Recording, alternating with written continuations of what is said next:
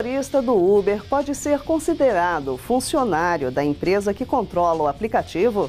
A resposta a essa pergunta será dada pela Justiça brasileira em breve e pode alterar para sempre o panorama desse tipo de aplicativo por aqui. O que você acha? Quem tem razão? Amor e ódio. Desde que chegou ao país, a Uber, plataforma que oferece motoristas particulares sob demanda, vive os dois extremos. A maioria dos passageiros adora e quase idolatra o serviço. Os taxistas odeiam a ideia. Agora, a nova força contra a Uber são os próprios motoristas parceiros. Um grupo resolveu processar a empresa no Brasil. O que eles querem? Reconhecimento de vínculo empregatício e todos os direitos trabalhistas, férias, 13º e tudo mais. A Uber explicou que não contrata motorista algum, mas sim os motoristas que contratam a Uber para utilizar o aplicativo. A empresa alega que todos eles têm independência total para prestar seus serviços quando e como quiserem. Ainda segundo a Uber, os passageiros pagam os motoristas por cada viagem e o motorista paga a Uber para utilizar o aplicativo, uma taxa de serviços entre 20% e 25% em relação às viagens realizadas. As nossas leis trabalhistas são bastante rígidas, mas será que o caso se encaixa nesse cenário? Seriam então os motoristas autônomos ou funcionários da Uber? A CLT vale para plataformas como a Uber? Não é possível você simplesmente dizer aqui não se aplica ou lá se aplica. Precisa examinar o caso concreto. Então nós vamos falar em tese, né? Em tese, o que nós estamos falando é de uma situação onde alguém presta serviços para outrem fora daquele padrão até hoje imaginado. O trabalhador, quando ele adere ao sistema de forma digital, é uma forma fictícia, porque toda a relação criada pelo Uber é uma relação de ordens, uma relação de subordinação, uma relação de remuneração feita por ela que faz o pagamento, ela que cria as tabelas de preços, enfim.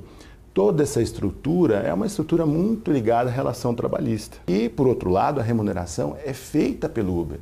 Quando é feito o pagamento pelo sistema digital, com cartão de crédito, ao final da semana, o Uber desconta um valor sobre o valor bruto, de todo o valor, de 25% a 30%, dependendo da operação que é feita pelo motorista. E aí, então, o motorista fica com a participação dele. Não dá para dizer que são autônomos. Não é uma prestação de serviço? Não dá para dizer que é prestação de serviço, porque essa relação é muito bem configurada. Uma coisa é certa, se a tese desses motoristas insatisfeitos for aceita pela Justiça, não só a Uber, mas outras empresas que prestam serviços no mesmo modelo provavelmente não sobreviverão mais no país, ou pelo menos não terão mais uma margem de lucro minimamente interessante para manter investimentos por aqui. Aí quem sai perdendo são os passageiros.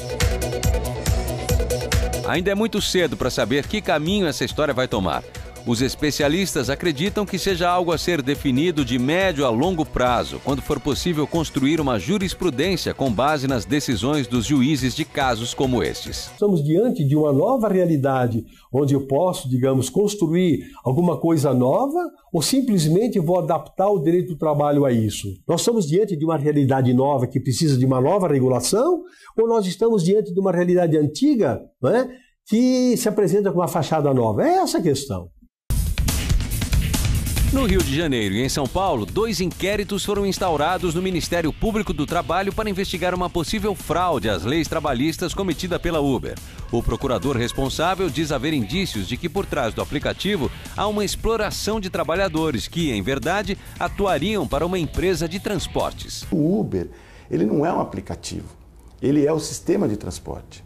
Porque de um lado ele tem toda a conta dos clientes, que é a base dele, do outro lado ele tem a dos motoristas. Então ele faz esse controle sistematizado do cliente dele, que são todos nós, usuários, e joga para o motorista. O motorista não tem essa base de cliente.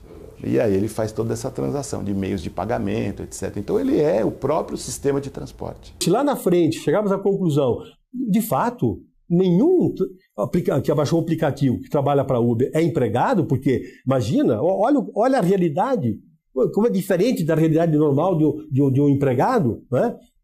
É possível, então, que, por exemplo, que tá bom, então não é empregado, mas precisamos então colocar, eu falei, tem uma legislação específica para regular isso. Ótimo, beleza, maravilha, nós precisamos disso, né? Ou seja, vamos aperfeiçoando tudo isso.